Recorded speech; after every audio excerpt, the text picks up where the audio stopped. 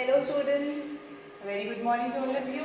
we started force that day and we discussed about what is force, the definition of force, the units of force, the absolute units, the gravitational units and types of forces. So let's do a quick revision. What is a force? An effort in the form of a push or a pull which changes or tends to change the state of rest or of uniform motion, direction or dimensions of a body. Okay, what are dimensions? Size and shape.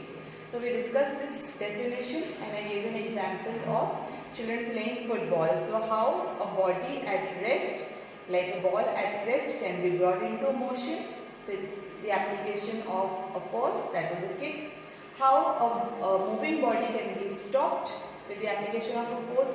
How a moving body's velocity can be changed, that is its state of uniform motion can be changed. How its direction can be changed, like a bowler is bowling and the batsman changes the speed as well as the direction by applying a force. Right? So, and similarly you can change the shape, like if you hammer any body which can be pressed, compressed, then its size and shape will be changing. Similarly, the playing dough, you can press it, you can elongate it and change its shape by the application of force. So, this gives the complete definition of force. What are the units of force? SI unit is Newton, the CGS unit is dyne. Okay, what is the relation between Newton and dyne? 1 Newton is 10 to the power 5 dyne. Then we discussed about the two types of forces. Forces can be balanced or unbalanced. What is a balanced force? A balanced force is a force which will not change the state of the rest or of uniform motion of a body. Balanced force is a force in which the net force is zero. Net force, effective force acting on a body is zero. Like this is a ball, it's having some mass m. What is, if it is at rest, then it is acted upon by balanced forces. Mg weight is acting downwards, the normal reaction is acting upwards. Now this Mg and N are acting at the same point. They are equal and opposite, so they cancel out each other. That is why the net force is zero. Net force is zero, or we say the resultant force. The effective force is zero. That is why this body is not able to change its position, its state. So this is an example of balanced force. Now with these two forces, now if a force in this direction is applied in the form of a push, now what will happen? The body will start rolling. Why this will happen? Because these two forces have balanced each other out, but this force doesn't have any balancing force. This actually, when the body comes into motion, starts moving, there's a frictional force which acts in the opposite direction, and here this force is acting in the opposite direction. Obviously the ball has started moving, that means the force in this direction, that is this force is greater than this force. Force applied, this push applied is able to overcome the frictional force. That is why the body starts moving in the direction of the resultant force. What is the resultant force now? The resultant force is applied force minus the frictional force. This force is greater than 0. Here in this case, F net was mg minus n, which was equal to 0. Both were equal. This force as well as this force was equal. That is why the body was neither moving up nor moving down. It was not moving in the direction of any force. That means the net force was 0. Here the body has started moving in this direction. That means this force is greater than this force, or the net force is greater than 0. Some resultant force is acting on the body. That is why its position changes and it has started moving. Okay. So an unbalanced force will change the state of a body. If a body is at rest, it will start moving because of the unbalanced force. If a body is moving because of an unbalanced force, it might stop. It might change the direction, okay, or it might change the shape. So these are the two types of forces which you should know, balanced and unbalanced force. Okay. Now today we will study about inertia. Inertia. What is inertia? See, if this this duster is lying over here, okay. What is this duster? Is that rest? Okay. Will this duster be able to move on its own? No, it won't be able to move on its own. What is required in order to move this duster? A force, and unbalanced force is required. Okay. Why this duster is not able to move on its own? Because it is having inertia. What is it having? Inertia. What is inertia now? The tendency of a body to remain in its state.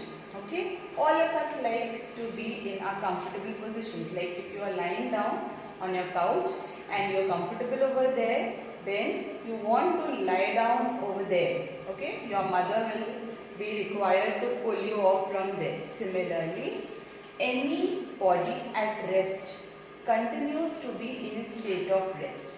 Any body which is moving continues to be in that motion.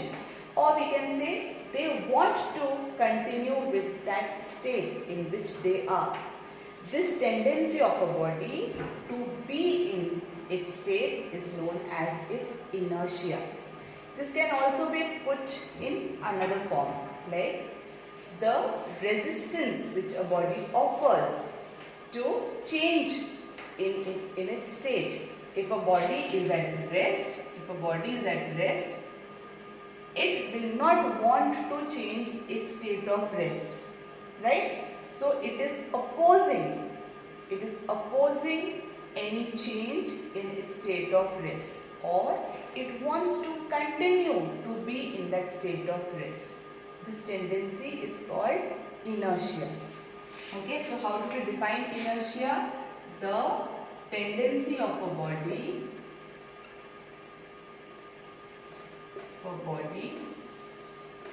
to continue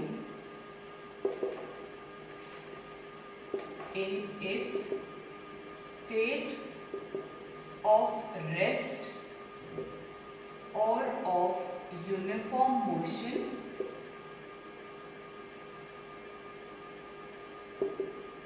or direction is called inertia. Like very famous examples given in the book are, for example, you are sitting in your bus. Okay, the bus is stationary. You've boarded your bus and the bus is not moving. You are sitting nicely on your seat. Okay, then suddenly after some time the bus starts moving. Okay, you don't know, the bus starts moving. What kind of movement then you have? You get a push in the backwards direction, right? The bus starts moving and you get a jerk in the backwards direction. Why is that so? Because when you were sitting in the bus was stationary, you were stationary. So your body was in a state of rest. So it was having inertia of rest. What was it having? It was having inertia of rest. A tendency to be in that state of rest only. The body was not willing to move. And when the bus started moving, what happened? The bus started moving, your body was continuing to be in the state of rest. The lower portion of your body was in touch with the bus. Okay? So that is why, or where your lower portion, your legs, where like you were sitting, they were in touch with the bus. So with the bus, the lower portion started moving, whereas your upper portion, due to inertia, it wanted to be in that state. The bus started moving. That's why your upper body gets a backward jerk. Okay. So that is because of inertia of rest. Now for example, you started moving. After that you composed yourself. You started moving. And then you are moving. The bus is moving in the forward direction. Suddenly if the driver applies the brake, then what happens? You get a forward jerk. Why do you get that? Because now your body was moving and it had inertia of motion. What it had? Inertia of motion. Inertia of motion means the tendency of the body to keep moving. When it came into motion, now it wants to be moving like that only. Okay, it cannot come to rest on its own. So it was moving, and suddenly the bus stops. So again the lower portion of your body comes to a stop, and the upper portion was in motion only, was in a state of motion. That's why you get a forward jump. Okay, so that is inertia. Inertia is a tendency of a body to continue in its state of rest or of uniform motion or direction is called inertia. Okay. Now you can also state it the other way, that the resistance offered by a body to for any change in its present state is also called inertia. There are three types of inertia: inertia of rest, inertia of motion, and inertia of direction. Three types of inertia you have. Whenever a body is at rest, it has inertia of rest. It wants to continue in its state of rest, or it tends to be in its state of rest. It doesn't want to come out of this state. If a body is moving, it wants to continuously move, and it has inertia of motion. If a body is moving in a particular direction, then it has inertia of that direction. Okay, and it wants to continue in that direction only. No body can change its state, in whichever state it is, on its own. An external unbalanced force is required to change the state. That means an external unbalanced force is required to change the inertia of the body. Okay? Unbalanced force. What does unbalanced force do? External unbalanced force. External unbalanced force changes the inertia of the body. Changes the inertia of a body. Okay, so this is about inertia.